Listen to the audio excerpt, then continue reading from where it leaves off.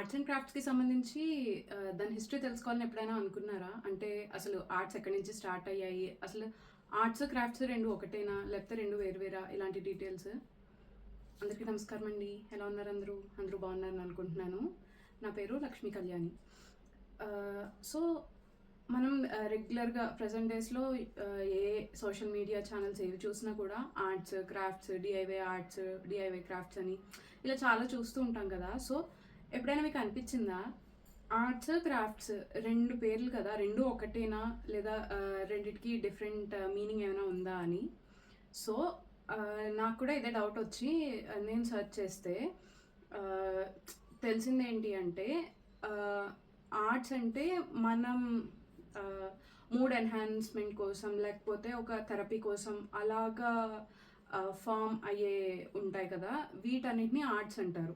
అదే క్రాఫ్ట్ అంటే ఏదైనా ఒక వస్తువుని మనకి పనికొచ్చే వస్తువులాగా ఇప్పుడు ఓల్డెన్ డేస్‌లో కర్రల్ని వాటిల్ని చెక్కి సూదిగా బాణాల్లాగా తయారు చేసేవారు కదా! అవన్నీ క్రాఫ్ట్స్‌లోకి వస్తాయన్నమాట. ముగ్గులు వేయడం, పెయింట్ వేయడం ఇవన్నీ ఆర్ట్స్‌లోకి వస్తాయి. సో, ఈ డిఫరెన్స్ అన్నది ఆహ్, అంటే చాలా మీనింగ్‌ఫుల్‌గా ఉన్న థింగ్. అంటే ఇప్పటిదాకా నాకైతే తెలీదు. మేబీ మీలో చాలా మందికి తెలిసే ఉండుండొచ్చు. బట్ నాకులా ఇంకా ఎవరైనా ఉంటారు వాళ్ళకి కూడా తెలుస్తుంది అన్న ఉద్దేశంలో ఈ వీడియో చేస్తున్నా అనమాట.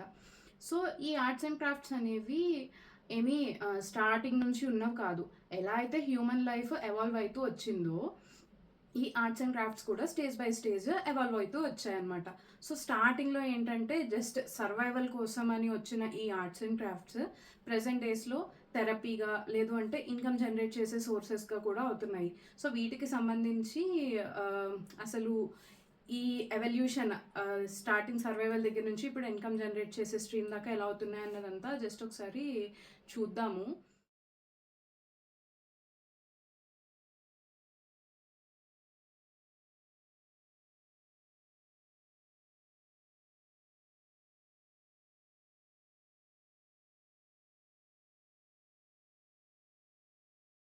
ఓకే.